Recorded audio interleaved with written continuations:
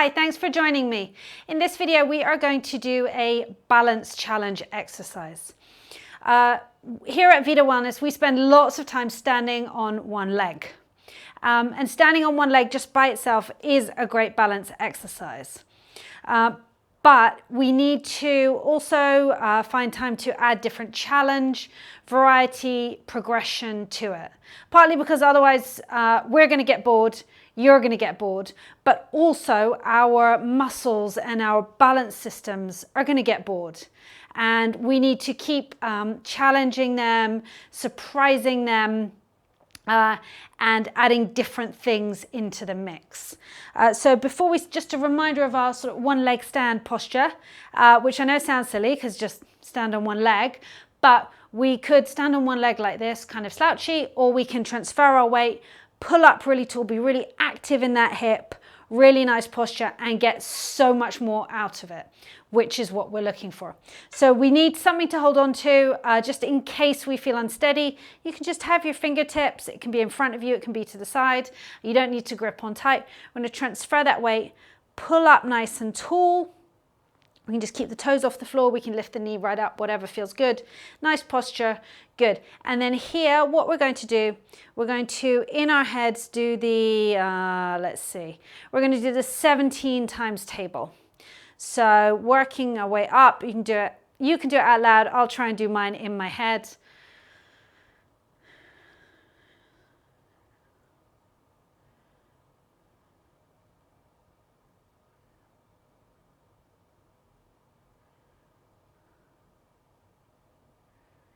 And down, let's walk that out. That was quite a hard one.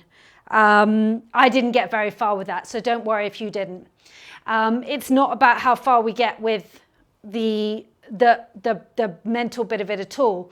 But what we're doing here is we're forcing our balance systems to operate while we're distracted, which is really important because in everyday life, we're not usually trying to use our balance in a vacuum. The times when it's most important is when there's lots of other things going on.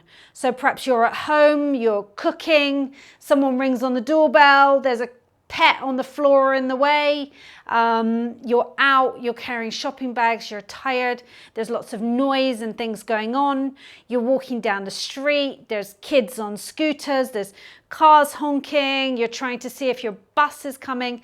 There are always lots of things going on. We've got lots of things to think about.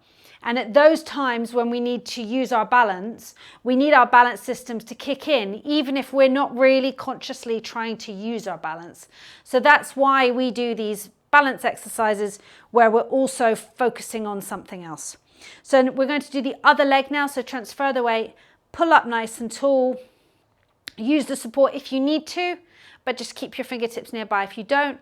And here we're going to do, so I know some of you like numbers, some of you like letters.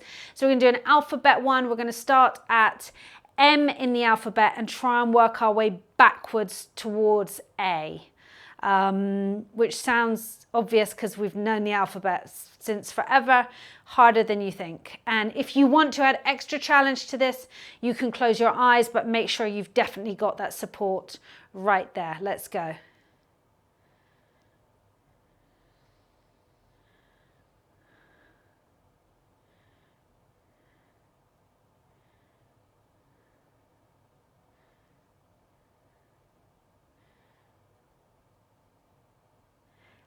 And down. Let's walk that out. Well done. Great work.